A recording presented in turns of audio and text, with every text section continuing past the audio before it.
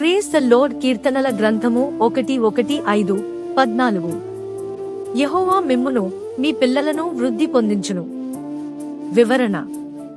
ఈ వాక్యం దేవుని ఆశీర్వాదం ఒక వ్యక్తిగత స్థాయిలో కాకుండా తరతరాలకు వ్యాపించే విధంగా ఉంటుందని చెబుతుంది. దీనిలో 2 భాగాల శక్తివంతమైన అర్థం ఉంది. యెహోవా మిమ్మును వృద్ధి పొందించును. ఈ వాక్యం ద్వారా మనకు భరోసా కలుగుతుంది. దేవుడు మన జీవితాల్లో అభివృద్ధిని, సమృద్ధిని ఇవ్వాలని సంకల్పిస్తాడు. ఇది ఆర్థికంగా కావచ్చు, ఆత్మీయంగా కావచ్చు, సామాజికంగా కావచ్చు. ఆయన ఆశీర్వాదం మన ఎదుగుదలకు మార్గం చేస్తుంది. మీ పిల్లలను వృద్ధి పొందించును. దేవుని ఆశీర్వాదం మన సంతానంపైన ఉంటుంది. మన ప్రార్థనలు, విశ్వాసం వల్ల మన పిల్లలు కూడా ఆశీర్వదింపబడతారు. వారు కూడా విజయం, సమృద్ధి, జ్ఞానంలో ఎదుగుతారు. సారాంశం.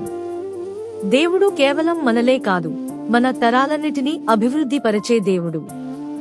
మీరు ఆయన పట్ల నమ్మకంగా ఉండినప్పుడు ఆయన ఆశీర్వాదం మీ కుటుంబానికి విస్తరిస్తుంది.